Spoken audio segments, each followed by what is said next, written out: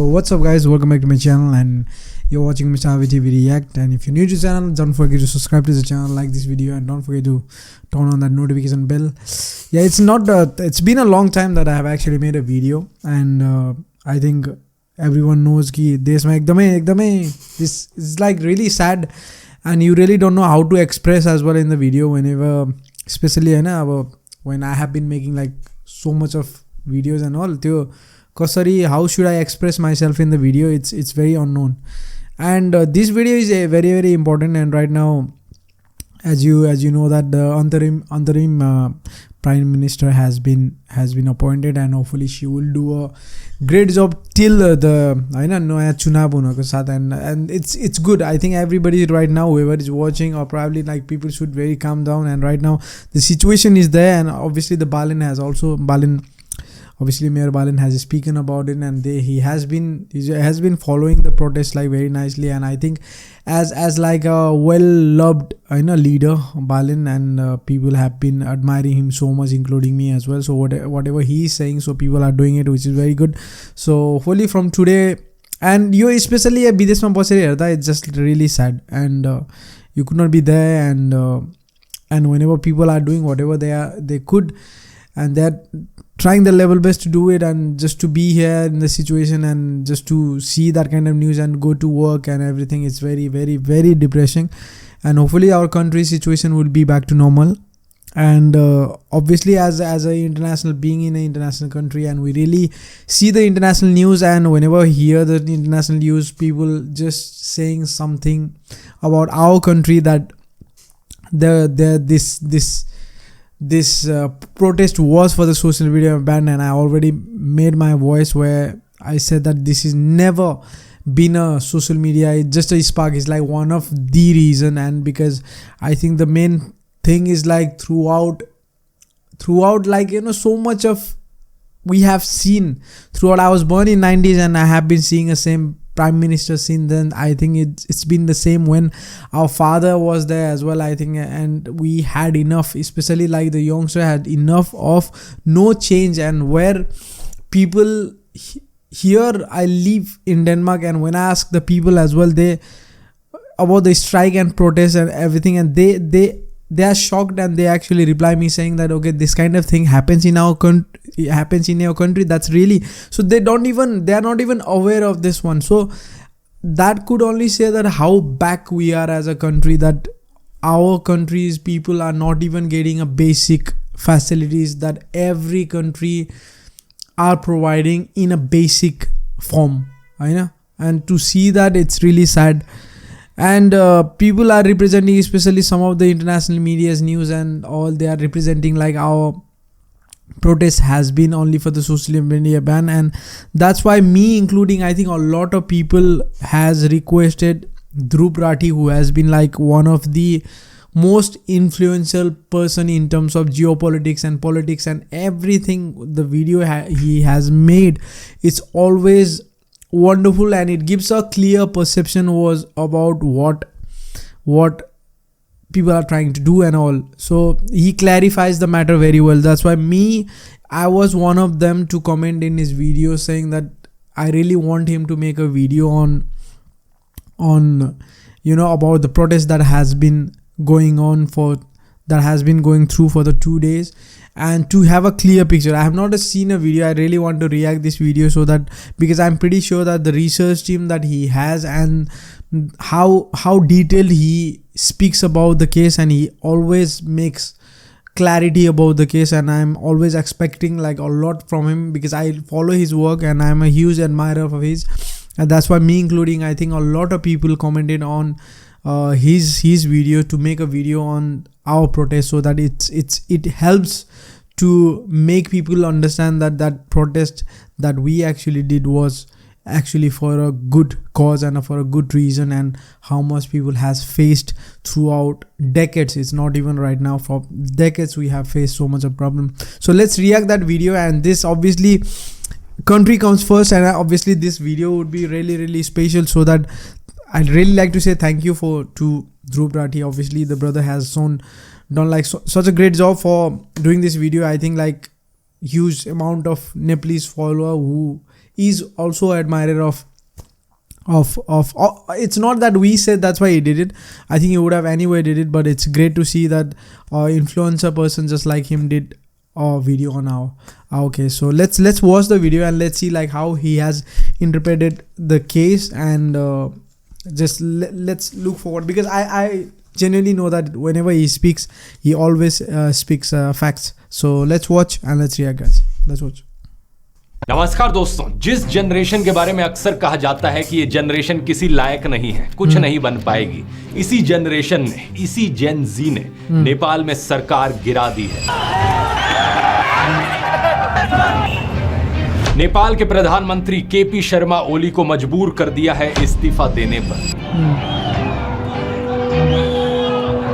अब वो अलग बात है कि ये प्रोटेस्ट इस हद तक पहुंच गए हैं कि प्रधानमंत्री के घर पर भी आग लगा दी गई है। पार्लियामेंट भी आग की लपटों में घिर चुका है। फाइनेंस मिनिस्टर को तो सड़कों पर निकालकर जूतों से मारा गया प्रोटेस्टर्स के द्वारा। और इसी सब में एक अनफॉर्चुनेट डेथ हुई पूर्व प्रधानमंत्री की वाइफ की, जब उनके घर पर आग लगाई गई। तो ऐसे में सवाल ये उठता है कि आखिर क्या कारण है इस सब गुस्से के पीछे? क्या सिर्फ सोशल मीडिया बैन करने की वजह से हमें ये सब देखने को मिल रहा है?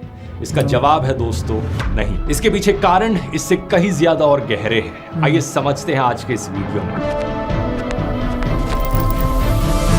ये बात है 8 सितंबर 2025 की। नेपाल की राजधानी काठमांडू में हजारों लोगों की भीड़ इकट्ठी हुई थी प्रोटेस्ट करने के लिए।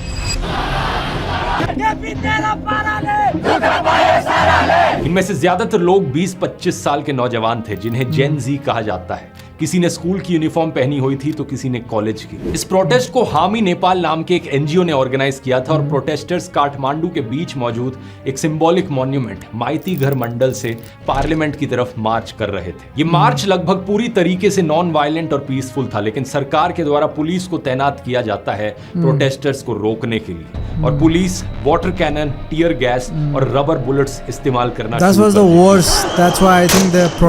कर दी। पुलिस और प्रोटेस्टर्स के बीच में क्लैश देखने को मिलता है। कुछ प्रोटेस्टर्स पार्लियामेंट कॉम्प्लेक्स के अंदर भी घुस जाते हैं, लेकिन फिर पुलिस जो यहां पर करती है उसे पूरा देश देखकर दंग रह जाता है। पुलिस ओपन फायर कर देती है प्रोटेस्टर्स पर, सीधा लाइव बुलेट से। कम 19 प्रोटेस्टर्स यहां पर मारे जाते हैं। 400 से ज्यादा लोग घायल हो जाते हैं। ये कोई रबर बुलेट्स नहीं थी, बल्कि एक्चुअल बुलेट्स थी। मरने वालों में से एक 12 साल का बच्चा भी था। जाहिर सी बात है, इस तरीके की तानाशाही देखकर कोई भी चुप नहीं बैठना चाहेगा। जैसे ही ये खबर फैलती है जनता में, और लोग सड़कों पर आ जाते हैं प्रोटेस्ट करने के लिए। प्रोटेस्टर्स की संख्या बड़ी तेजी से बढ़ जाती है। पूरी की पूरी सड़क लोगों से घिर जाती है। सरकार कंट्रोल बनाए रखने के लिए दोपहर के 3:30 बजे कर्फ्यू लगाने की कोशिश करती है, लेकिन फिर भी कुछ नहीं होता। प्रोटेस्ट और बढ़ते जाते हैं। काठमांडू के अलावा पोखरा, बुटवल, भरतपुर और दमक जैसे शहरों में भी प्रोटेस्ट होने लगते हैं।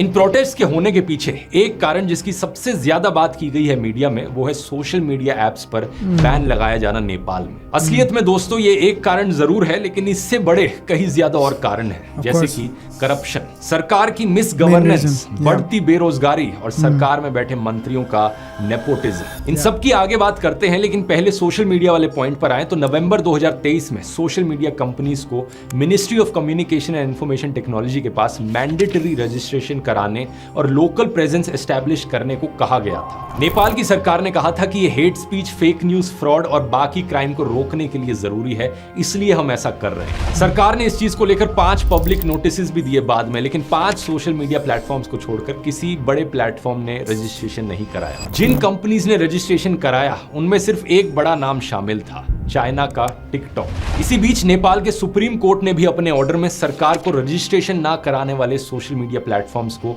बैन करने की अनुमति दे दी थी। फिर इसी साल 28 अगस्त की बात है, सरकार सोशल मीडिया प्लेटफॉर्म्स को कहती है कि 3 सितंबर तक खुद को रजिस्टर कराओ, नहीं तो बैन लगा दिया जाएगा। लेकिन ज्यादातर सोशल मीडिया कंपनीज ने ऐसा नहीं किया, और इसी कारण से 26 सोशल मीडिया प्लेटफॉर्म्स देश से बैन हो गए। Facebook, Instagram, WhatsApp, YouTube, Snapchat और ट्विटर जैसे लगभग सभी बड़े सोशल मीडिया प्लेटफॉर्म्स इसमें शामिल थे, एक्सेप्ट टिकटॉक। प्रोटेस्टर्स का कहना है कि सरकार ने सिर्फ इसलिए किया था ताकि वो सोशल मीडिया प्लेटफॉर्म्स को कंट्रोल कर सके और जनता की आवाज दबा सके। Social media ban by the government, extremely it is against our freedom of speech and they want to control us just like a dictator. Social media पर बहुत से वीडियोस वायरल हो रहे थे जो सरकार में करप्शन और नेपोटिज्म को एक्सपोज कर रहे थे। सरकारी मंत्रियों के नेपो किड्स और उनके लैविश लाइफस्टाइल्स को एक्सपोज किया जा रहा था। असल में नेपाल की यंग पॉपुलेशन में करप्शन, बेरोजगारी और इकोनॉमिक इनइक्वालिटी को लेकर बहुत ज्यादा गुस्सा है। 2024 में नेपाल में यूथ अनएम्प्लॉयमेंट रेट 20.82% पर था। सोचकर देखो, हर 5 में से 1 नौजवान बेरोजगार है। यहाँ नई जॉब्स बहुत कम क्रिएट हो रही हैं और लोगों को जॉब्स ढूंढने के लिए दूसरे देशों में माइग्रेट करना पड़ रहा है। हालत इतनी खराब है कि हजारों लोग तो केवल पैसे के लिए रशिया यूक्रेन वॉर तक में लड़ने चले गए। सही सुना आपने दोस्तों।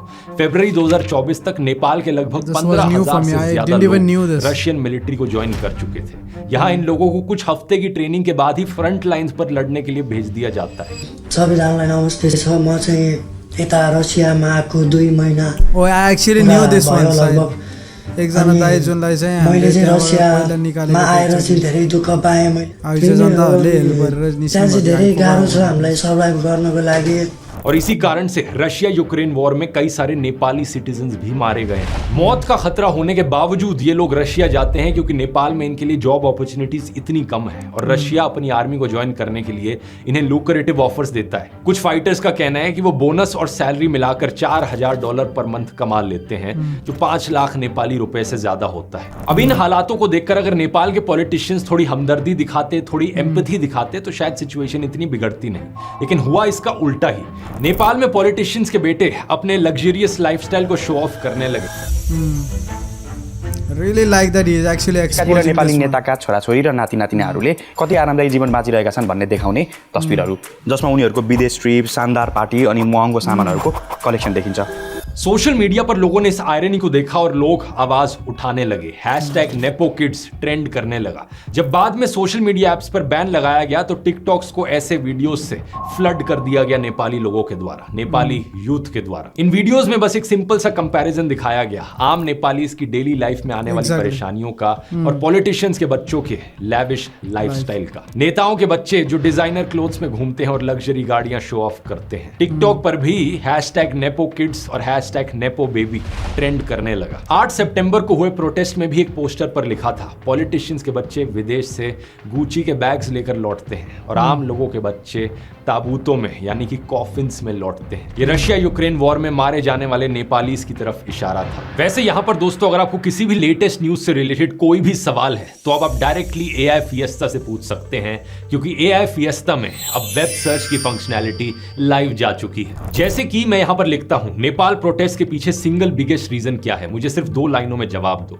और सवाल भेजने से पहले मैं बस ये वाला बटन दबा दूंगा तो वेब सर्च एक्टिवेट हो जाएगा और सेंड करते ही आप देख सकते हैं कि सारे AIs अब लेटेस्ट न्यूज और कॉन्टेक्स्ट को समझ के आपका जवाब देंगे। इसके अलावा इस अपडेट में हमने ढेर सारी इंप्रूवमेंट्स करी हैं स्पीड और परफॉर्मेंस में भी, जो आप नोटिस करेंगे। और गूगल का जो लेटेस्ट इमेज जनरेशन मॉडल है जो गूगल ने कुछ ही हफ्ते पहले रिलीज किया था, नैनो बनाना, वो भी अब AI फिएस्टा में ऐड कर दिया गया है। ये एक बड़ा ही कमाल का AI मॉडल है जिससे इमेजेस की एडिटिंग करना बहुत ही आसान हो जाता है। ये देखो, मैं जैसे अपने पिछले एक वीडियो का थंबनेल अपलोड करता हूं और बोलता हूं कि इस थंबनेल में make me wear reading glasses और जनरेट इमेज पर क्लिक किया और देखो इसका जादू, देखो क्या इमेज जनरेट करके दिया। ऐसा लगता है सही में मैंने ग्लासेस पहने हो। आप में से जो लोग नहीं जानते दोस्तों, AI फिएस्टा मेरा खुद का AI प्लेटफॉर्म है जहां पर आपको दुनिया के सारे टॉप AI मॉडल्स एक ही जगह पर मिलेंगे। ChatGPT, Gemini, Grok, DeepSeek, इन सब के प्रीमियम वर्जन्स, जिनको अगर आप अलग से लेने बैठ गए इनका टोटल कॉस्ट 10,000 रुपए पर मंथ से ज्यादा का पड़ जाएगा। लेकिन AI फिएस्टा में सारे प्रीमियम AIs आपको मिलेंगे सिर्फ 999 रुपीज पर मंथ में। साथ ही हर एक AI फिएस्टा के सब्सक्रिप्शन के साथ आपको ये अल्टीमेट प्रॉम्प्ट बुक, जिसमें 3000 से भी ज्यादा प्रॉम्प्ट्स हैं, जिसकी वैल्यू अपने आप में 5000 रुपए की है, ये बिल्कुल फ्री ऑफ कॉस्ट मिलेगी। अगर आपने ज्वाइन नहीं किया है अभी जाकर चेकआउट करो, इसका लिंक नीचे डिस्क्रिप्शन में मिल जाएगा या फिर आप definitely join just because you made this video. इसके अलावा करप्शन भी एक बहुत बड़ा मुद्दा है नेपाल में। नेपाल का यूथ 70+ के सेम पॉलिटिशियन से फ्रस्ट्रेट हो चुका है, जो बारी बारी से सरकार बनाते हैं, सरकार से जाते हैं। इसी कारण से मार्च के महीने में भी नेपाल में एक प्रोटेस्ट हुआ था जिसमें कई लोगों लोगों ने कहा था कि नेपाल का रिपब्लिक बनने का एक्सपेरिमेंट फेल हो चुका है और शायद उसे वापस मोनार्की बनाना चाहते। ये भी एक बड़ी कमाल की चीज है कि लोग इतना फ्रस्ट्रेट हो गए पॉलिटिशियंस से कि डेमोक्रेसी हटाकर वापस मोनार्की बनाने की बात करने लगे। असल में बात क्या है दोस्तों कि साल 2008 से पहले नेपाल का देश एक मोनार्की था, यानी कि सारी पावर जनता के द्वारा चुने गए किसी पॉलिटिशियन के पास नहीं थी बल्कि एक राजा के पास थी। इनका आखिरी राजा किंग ज्ञानेंद्र। इनको सत्ता से हटाने के लिए दो बड़े मूवमेंट्स हुए थे। एक था 2006 का लोकतंत्र आंदोलन और दूसरी थी बहुत सालों से चल रही माओइस्ट इंसर्जेंसी। 28 मई 2008 को ऑफिशियली मोनार्की को अबॉलिश कर दिया जाता है और नेपाल एक फेडरल डेमोक्रेटिक रिपब्लिक बन जाता है। We believe that all of us will work hard together to make the dream of new Nepal come true। तब से लेकर आज तक 17 साल बीत चुके हैं और इन 17 सालों की डेमोक्रेसी में 13 बार नेपाल की सरकार बदल चुकी है। कभी केपी शर्मा ओली प्रधानमंत्री बनते तो कभी पुष्प कमल दाहाल तो कभी शेर बहादुर देउवा। इन्हीं 2-4 पॉलिटिशियंस के बीच में पावर रोटेट करती रहती, गठबंधन बनते और कुछ महीनों बाद ही टूट जाते। नेपाल में दो डोमिनेंट पॉलिटिकल फोर्सेज हैं, नेपाली कांग्रेस और नेपाली कम्युनिस्ट। नेपाली कम्युनिस्ट की दो मेजर पार्टीज हैं, communist party of Nepal united Marxist and Leninist और communist party of Nepal Maoist centre. यही पार्टीज आपस में और छोटी पार्टीज के साथ अलायंस करके सरकार बदलते रहे, लेकिन इन तीनों पार्टीज के ही हेड्स पर करप्शन का आरोप लगा है। नेपाली कांग्रेस के head former PM Sher Bahadur Deuba पर एयरक्राफ्ट परचेज में इलीगल कमीशन लेने का आरोप है। उनकी पत्नी आरजू राणा देउवा जो अभी नेपाल की फॉरेन अफेयर्स मिनिस्टर हैं, उन पर नेपाली सिटीजन्स को फेक डॉक्यूमेंट्स के जरिए भूटानीज नेशनल्स दिखाने का आरोप है। ऐसा करने से उन्हें रेफ्यूजीज के तौर पर अमेरिका भेजा जा सके। सीपीएन-एमसी के हेड और 3 बार प्राइम मिनिस्टर रह चुके पुष्प कमल दाहाल पर माओइस्ट गोरिल्ला फाइटर्स के लिए आए पैसों को डाइवर्ट करके अरबों रुपए खुद लेने का आरोप है। और सीपीएन-यूएमएल के हेड और current prime minister KP Sharma Oli पर भी एक करप्शन केस चल रहा है क्योंकि उन्होंने सुप्रीम कोर्ट के एक आदेश को वायलेट करते हुए एक टी एस्टेट को कमर्शियल प्लॉट्स में कन्वर्ट कर दिया था। इसी तरह 3 और प्राइम मिनिस्टर्स पर भी सरकारी जमीन प्राइवेट इंडिविजुअल्स को देने का आरोप है। अब दिक्कत यह है कि नेपाल में 2006 से ही प्रैक्टिस है कि किसी भी पॉलिसी डिसीजन के लिए किसी पॉलिटिशियन के खिलाफ इन्वेस्टिगेशन नहीं की जाएगी। ये प्रैक्टिस करप्ट पॉलिटिशियंस को किसी भी एक्शन से इम्यूनिटी प्रोवाइड करती है, जिससे करप्शन बहुत ज्यादा हो गया है। और अब इमेजिन करो दोस्तों, इस इनइक्वालिटी, अनएम्प्लॉयमेंट, करप्शन और नेपोटिज्म के बीच अचानक से अगर सरकार सोशल मीडिया पर भी बैन लगा दे तो लोगों के अंदर जो फ्रस्ट्रेशन थी और गुस्सा था वो बिल्कुल टिपिंग पॉइंट पर पहुंच चुका था और इस बैन के बाद तो वो गुस्सा पूरी तरीके से एक्सप्लोड कर गया। असल में बात क्या है कि सोशल मीडिया ऐप्स पर बैन लगाने से नेपाल में एम्प्लॉयमेंट के जो थोड़े बहुत जरिए भी बचे थे वो भी खतरे में आ गए। नेपाल की इकोनॉमी में टूरिज्म एक बहुत बड़ा रोल प्ले करता है जो आउटरीच और बुकिंग्स के लिए सोशल मीडिया पर बहुत डिपेंडेंट है। इस बैन ने इस टूरिज्म इंडस्ट्री को पूरी तरीके से डिसरप्ट कर दिया। इसके अलावा लाखों नेपाली फैमिलीज भी इंपैक्ट हुई जो ऑनलाइन मैसेजिंग ऐप्स का इस्तेमाल करती थी विदेश में काम करने वाले अपने फैमिली मेंबर से कॉन्टैक्ट करने के लिए। एक एस्टिमेट के अनुसार जॉब्स और स्टडी के लिए लगभग 70 लाख से ज्यादा नेपाली बाहरी देशों में रहते हैं। इन चीजों ने दोस्तों इस प्रोटेस्ट को और ज्यादा फ्यूल कर दिया। और फिर जब लोग दोस्तों पीसफुली सड़कों पर उतरे प्रोटेस्ट करने के लिए तो नेपाल की सरकार ऐसे रिएक्ट करती है जैसी ही कोई अथॉरिटेरियन सरकार हो। प्रोटेस्ट भी नहीं करने देना, पुलिस को उतारो और लोगों पर गोलियां चलानी शुरू कर दो। सरकार अपने बैन को डिफेंड करने के लिए वही नेशनलिज्म का पुराना आर्ग्यूमेंट का सहारा भी लेती है जो अक्सर सरकारें अपने खिलाफ क्रिटिसिज्म को दबाने के लिए करती हैं। प्रधानमंत्री कहते हैं कि वो एरोगेंस के खिलाफ है, कुछ ऐसा स्वीकार नहीं करेंगे जिससे देश कमजोर हो जाए। लेकिन अंत में इस सरकार को प्रोटेस्टर्स के आगे झुकना पड़ा। पहले होम मिनिस्टर ने मॉरल ग्राउंड्स पर इस्तीफा दे दिया और सोशल मीडिया ऐप्स पर लगा बैन हटा दिया गया। लेकिन इसके बाद भी प्रोटेस्टर्स शांत नहीं हुए। प्रधानमंत्री और राष्ट्रपति के घरों पर भी आग लगा दी जाती है, यहां तक कि ऑपोजिशन लीडर के घर पर भी आग लगा दी जाती है। आर्मी को हेलीकॉप्टर्स का इस्तेमाल करके मंत्रियों और अफसरों को इवैक्यूएट करना पड़ता है। फाइनली जाकर 9 सितंबर लगभग 2 बजे प्रधानमंत्री केपी शर्मा ओली भी इस्तीफा दे देते हैं। अभी की सिचुएशन ये है दोस्तों, जिस समय मैं वीडियो बना रहा हूं, कि प्रोटेस्ट खत्म नहीं हुए हैं, सिस्टमैटिक रिफॉर्म्स की मांग की जा रही है। नेपाल के आर्मी चीफ ने नेशन को एड्रेस किया है और पीस की मांग करी है। नेपाल का देश एक लाइव एग्जांपल है दोस्तों कि क्या होता है जब जनता की आवाज को पूरी तरीके से खत्म करने की कोशिश की जाती है। जब करप्शन, नेपोटिज्म और बेरोजगारी जैसे असली मुद्दों को इग्नोर कर दिया जाता है, ये दुनिया की सभी सरकारों के लिए एक लेसन है कि कभी भी जनता को इतना मत इग्नोर करो कि हालात इस कदर बिगड़ जाएं। क्योंकि बात यहाँ ये भी है दोस्तों कि अगर हालात इस कदर बिगड़ जाते हैं तो देश में कंट्रोल वापस लाना बहुत मुश्किल हो सकता है। इन प्रोटेस्ट का फायदा उठाकर कुछ एंटी डेमोक्रेसी ग्रुप्स वापस मोनार्की लाने की बात कर सकते हैं, लेकिन वो सही रास्ता नहीं होगा। जो भी सोल्यूशन निकलना है वो एक डेमोक्रेटिक सेटअप में ही होना चाहिए, और मैं उम्मीद करता हूं यहाँ पर नेपाल के देश के लिए एक पीसफुल और लॉन्ग टर्म सोल्यूशन निकल पाएगा। यहाँ पर अगर आप कुछ इंस्पिरेशन चाहते हैं कि कैसे देश को सही राह पर ले जाया जा सकता है तो ये वाला वीडियो देख सकते हैं मेरा, जो कि सिंगापुर की केस स्टडी है। इसमें मैंने डिटेल में बात करी है कि कैसे सिंगापुर एक बहुत ही गरीब देश था एक समय पर, और कैसे कुछ ही दशकों में वो एशिया की नंबर 1 कंट्री बन गया। यहाँ क्लिक करके देख सकते हैं। और AI फिएस्टा को चेकआउट करना मत भूलना। 5,000 रुपए worth prompt book free of cost मिलेगी। इसका लिंक नीचे डिस्क्रिप्शन में मिल जाएगा। बहुत बहुत धन्यवाद। Great video, yaar. I think there is like some of the insights that he actually mentioned. I actually didn't even knew that one, but that's what he does. So big thank you to him for doing a video against this protest that we did. And I think it would be, for me, what I think that for 1 and 2 months our dasaiko timings are guys, I know, and this was, I just wanted everybody just to be very careful and take care of yourself. And see, when we see this video and the video is so meaningful and everybody know the sense of it, but I think throughout this one अलिअलि गल्ती पनि भइसकेको छ। and be it त्यो जेलहरुबाट मान्छेहरु जुन चाहिँ गुनेगारहरु भाग्नुदेखि लिएर and some of the private stuffs that has been destroyed, अनि त्यो सिंहदरबारदेखि लिएर सबै जुन चाहिँ हाम्रो एकदमै पब्लिक गभर्नमेन्ट प्रोपर्टी, आफ्नै प्रोपर्टी हो, त्यो जुन चाहिँ डिस्ट्रोय भइरहेछ नि, इट विल त्यो बनाउनलाई फेरि हाम्रै पैसा लाग्ने हो लाग्न चाहिँ, हैन। अनि त्यसपछि I think that has been really sad. And the worst part is अब दसैँ र तिहारको चाडबाडको टाइममा यस्तो भइरहेछ। And you know like when there is a lot of people who actually are the criminals, they are out of jail. And yeah it would be a hard moment for people to control. Hopefully everybody is fine, everybody is taking care of their families and all, and yeah, just take care, and hopefully everything would be good. And I like to say that this is a great, it's like everything has a positive side and negative side of it. Both the side, it's just like that, किनभने कुनै चीजलाई positive मात्रै गर्न पनि मिल्दैन, and there is a negative things that would come with the positive thing, and right now exactly the same thing has happened in Nepal as well. So we can only hope for the best.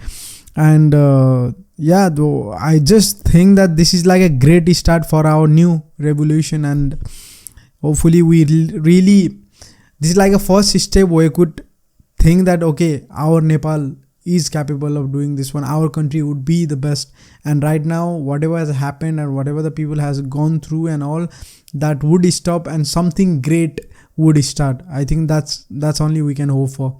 And let's hope for the best, and just take care of yourself, and everybody just stay safe. And just like to say thank you to all the Gen Zs that has been done an immense job and immense work that they have put out to make our country where they are right now, and to bring a new revolution over there, hopefully the best one. And obviously rest in peace for all the souls that they have lost their life during this protest, and obviously their bravery we would never forget. And yeah, thank you so much, and thank you so much for watching this video, and see you in the next one. Bye guys.